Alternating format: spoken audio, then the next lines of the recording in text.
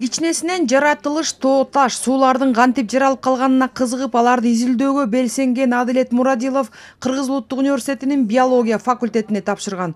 Билимге суусап турган жаштардын катарын толуктап, окуу жайдан сырткары ар кандай тил курстарына барып, окутуунун интерактивдүү платформаларына ыктап келет. Билим гана адамды эркин жана бийик кылат деген Адилет ар дайым изденүүнүн үстүндө. Бир эле гана биология факультетинин тематикаларын билбей, жана да башка химия технологияларын, географияларын, математика жана физика технологияны билгенге дагы тилектенем да. Кандай гана ар кандай темаларга лекциялар болсо, ошондой гана студенттин байланышы дагы, кызыктыгы да көбөйөт.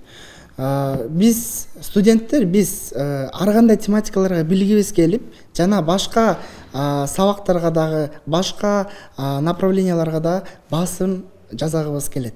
Адилетке окшоп илимге умтулган студенттер үчүн бул ирет өзгөчө сабак өтүлдү десек болот. Кыргыз Улуттук университетинин студенттери жана профессордук окутуучулук курамына лекция окуу үчүн министрлер кабинетинин төрагасы өзү келген. Экономисттик кесибин мыкты билген Акылбек Жапаров демейдегидей эле кагаз бетин бир карап койбой, өлкөдө жүргүзүлүп жаткан реформалардагы сандарды чекесинен санап өттү. 10 жылдын ичинде 2010дон 2020га чейин 419,3 миллиард сомго араң ички дуң продукциябыз көбөйсө, биз мына акыркы 3 жылда эле 589 миллиард сомго көбөйттүк да, триллион деген отметкадан өттүк.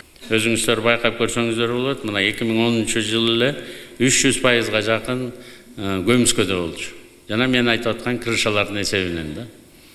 Эч ким көрбөйт, товардын жүгүртүүсүн эч ким көргүсү да келбейт. Баары көзүн жумуп алганда, эптеп мага жакшы болсо болду деп бийликте тургандар. Эптеп күн өтсө болду деп мына жүрө берген. Акыркы жылдары мына биздин иш аракеттен кийин байкасаңыздар болот, экономисттер бул жерде болсо атайын модель бар.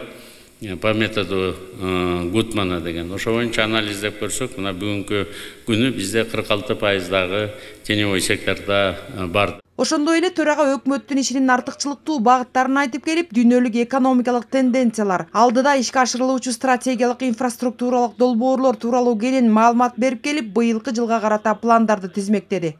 Инвесторлор дагы абдан кызыгып атат. Мына 50дөн ашык чакан жана орто ГЭСтер курулуп атат бүгүнкү күнү. Азыр эми каскадтарды курууга киришип атабыз. Эгерде Советтер Союзунун убагында 3,6 установленной мощности энергетический потенциалды биз курсак, генерирующий.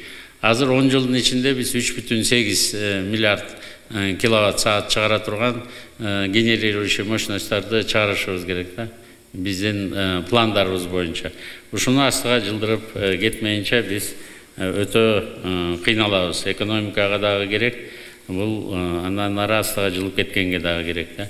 Өнүгүү жолуна түшкөн көрсөткүчтөр албетте келечек ээлерине гана эмес, профессордук окутуучулар жамааты үчүн дагы өтө маанилүү болду. Бетме-бет жүз көрүшүп баарлашууга келгендер окуу жайдын башкы имаратынын чоң залына толо чогулушса, ОШМУнун жана Ош техникалык университетинин студенттери онлайн режимде катышты. Бул жеке эле студенттери үчүн эмес, бул биздин Улуттук университеттин профессорлук окутуучу курам үчүн дагы абдан чоң бир жакшы пайдалуу бир маалыматтарды алдык да. Мунун баардыгы тең биздин мындан аркы илимий изилдөөбүзгө ошол мындай негиз болуп бере турган фактылар бар. Анан ал айтпады, мына мынчанчы жылы биз момундайга жетишибиз керек деген. Биз ошонун баардыгын тең азыркы цифраларды алып туруп, келечектеги биз өнүгүү жолубузга пайдаланабыз. Студенттер дагы ошого пайдаланышы мүмкүн да. Жогорку окуу жайлар экономиканын өсүшүнө жана атаандаштыкка жөндөмдүүлүктү жогорулатууга олуттуу салым кошуусу керек. Бул жаатта жамаатка илимий изилдөөлөрдү жүргүзүү боюнча бир катар тапшырмалар дагы берилди. Соңунда министрлер кабинетинин төрагасы Акылбек Жапаровго Кыргыз Улуттук университетинин ардактуу профессору наамы ыйгарылды.